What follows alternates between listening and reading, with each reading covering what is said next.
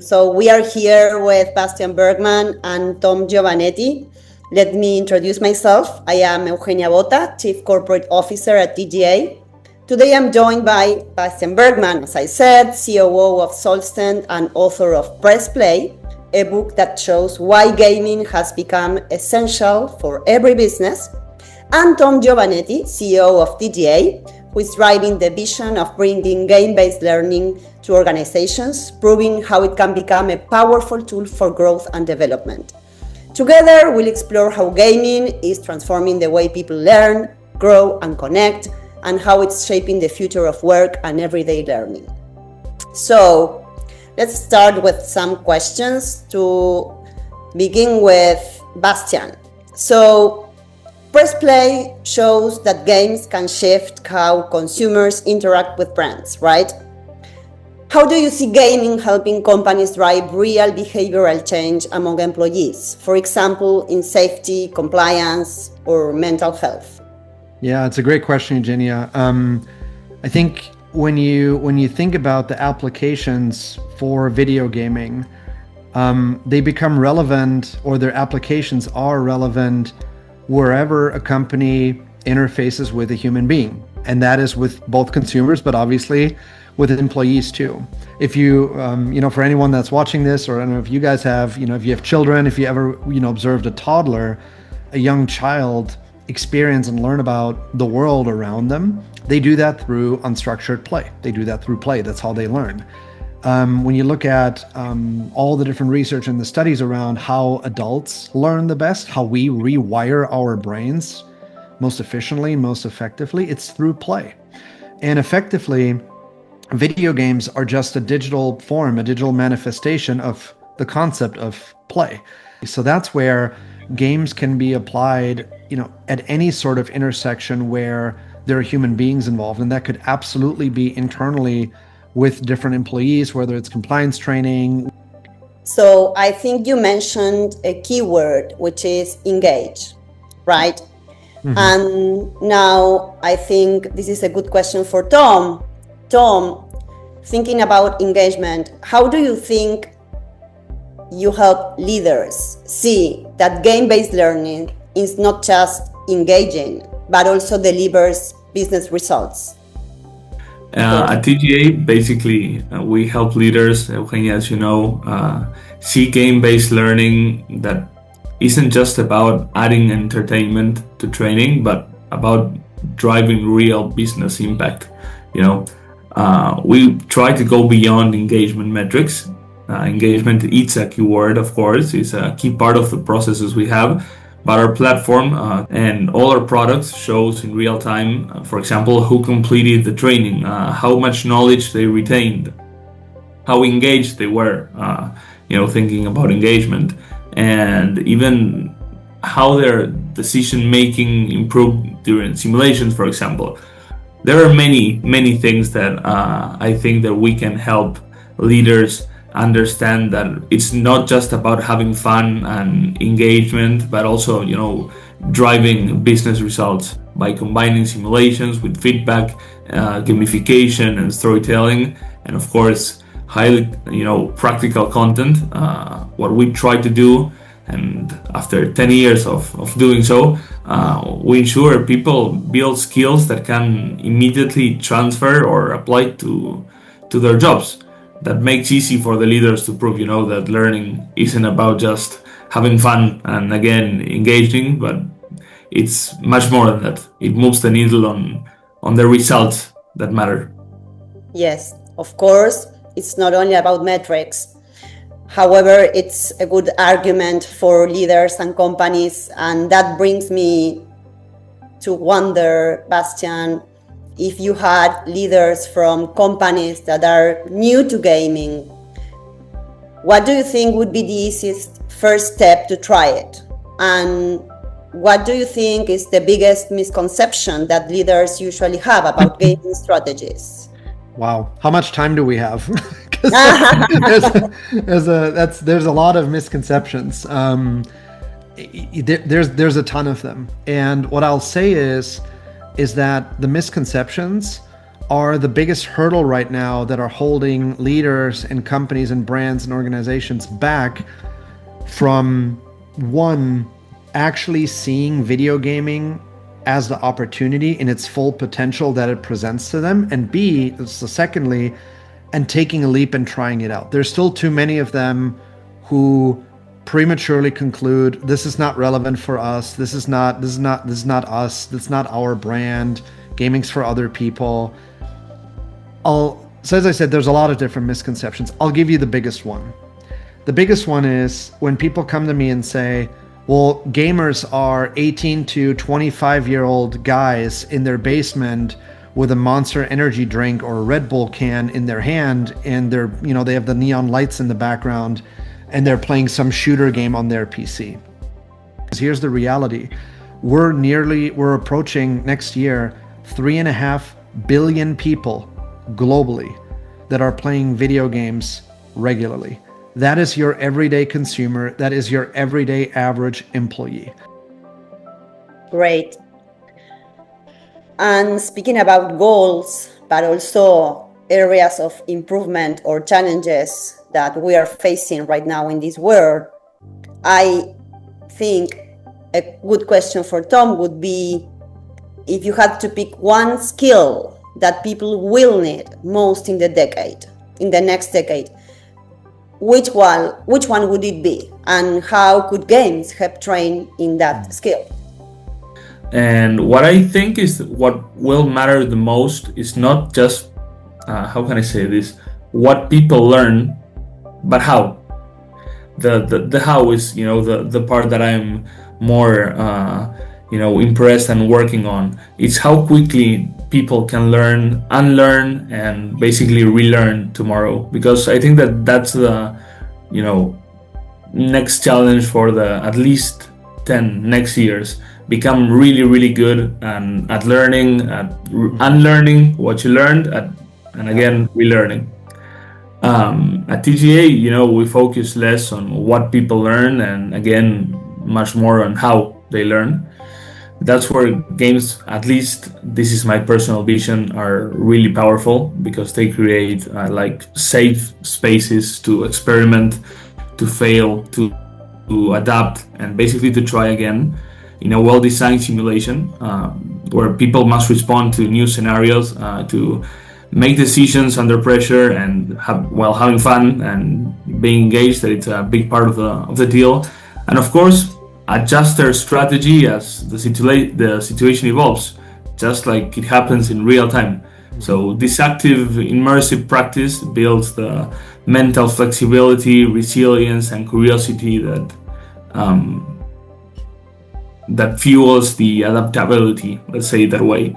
And if I have to choose one skill, because it's really difficult again, but if I have to choose one, I would say every soft skill, because if they are not prepared to learn new soft skills, they are not going to be prepared for the next change that, well, basically it's what's coming, no?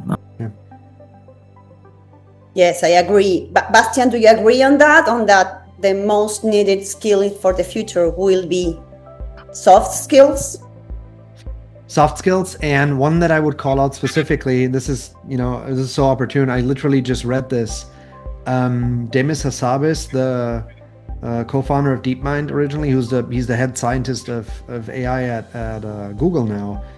He just said the most important skill now and in the future will be learning how to learn. I think, Tom, you said this. This right. is, yes. It's because that's going to be with more automation, all the different tools just giving us answers at our fingertips in seconds for whatever we need.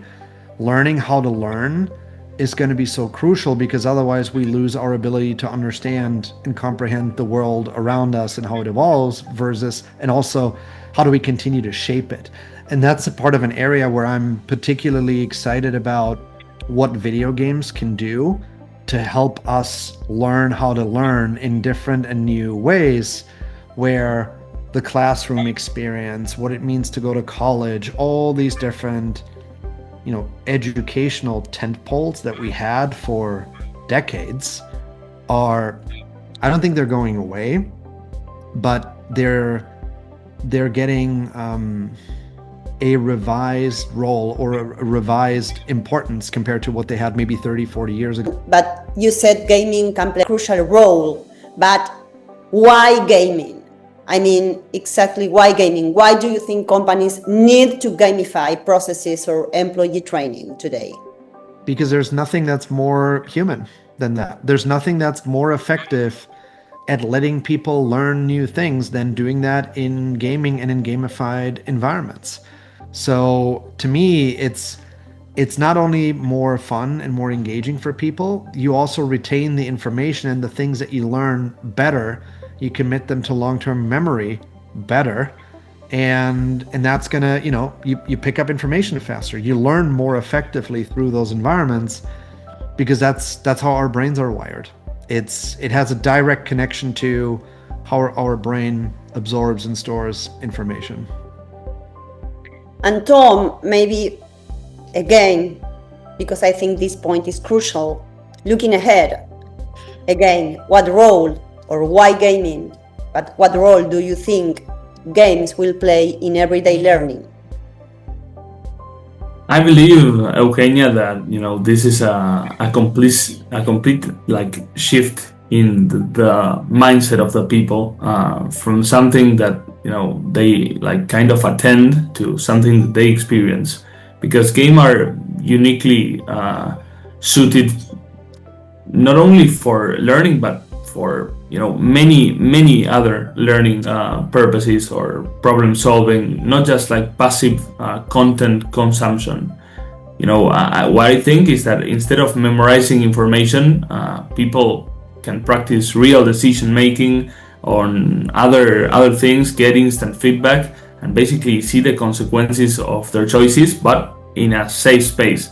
At TGA, we see games not only as an add-on to training, but as an engine that drives basically training and every other learning process. Here at TGA, we talk about how to personalize the learning experience, right? And so, Tom, what are the critical success factors for employees to engage with games? I would mention 3. Relevance, the first one.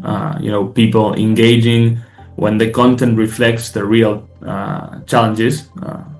Games, must feel directly connected to their daily decisions and goals. They cannot be an abstract or theoretical thing, so they must be relevant. The second thing would be the experience. Engagement comes from how it feels. So, as Bastian perfectly knows, well-designed games create immersion, clear goals, instant feedback, adaptive difficulty, and space to fail, safely and try again without being judged. That is a really important thing in this world. And the third, thing is culture. Without any doubt, even the best design, of a game can fail if people fear being judged. Leaders need to make it clear to their people that experimenting, playing, and learning are valued. They're not something to hide or rush through. That when people see that games are relevant, that they feel immersive, and that basically they know it's safe, they don't just participate, they commit to learning, and they become the owners of their own learning process, their own journey. So that's important. So we were discussing, Tom, what are the typical objections that companies have to overcome internally? Yeah, there are many. I have been around in this corporate world with game-based learning for at least 10 years now, and when companies really consider game-based learning as a training tool, the most common objections are around perception, proof, and practicality. In terms of perception, I think I heard like a million times, games aren't serious. That quote that makes me, nervous just about hearing it. And many leaders worry, games will be seen as, entertainment and not real training. And we help reframe this by showing that our approach is not just having fun. It's about building skills, but through active, interactive, and immersive practice. Once they see the simulations, they can replicate. The people can replicate real-world challenges and decision-making. The mindset shifts from game to performance lab, let's call it. In the second thing, there is the proof part. That it's how do we know it works? That's a typical question, and it's I would ask the same question if I were a company. And basically, the other concern is the ROI, the return on investment. Companies needs to see clear evidence that game-based learning improves outcomes. That's why we give them live dashboards, showing engagement, knowledge retention, decision-making quality, and how those connect to core business metrics, like with fewer incidents, stronger compliance, and why not faster onboarding. And in terms of practicality, this used to come basically the human resources department or the IT department, that it's, will people take this seriously? And when leaders often fear that employees won't engage or that the content won't be relevant for them, we try to design our programs with real scenarios, with feedback loops, and with storytelling that tie directly to, again, the people daily routine, making it meaningful and making participation feel like part of the job, not an extra task. So once these 3-4 concerns are addressed, resistance quickly turns into kind of advocacy, and leaders can see this as we see the product as a really good way to entertain, but also to transmit content and to transform behavior in a right way through playful learning. Thank you, Tom. Bastian, so if you had to summarize the core message of Press Play in one sentence for HR leaders, what would it be? Core message of Press Play for HR leaders specifically.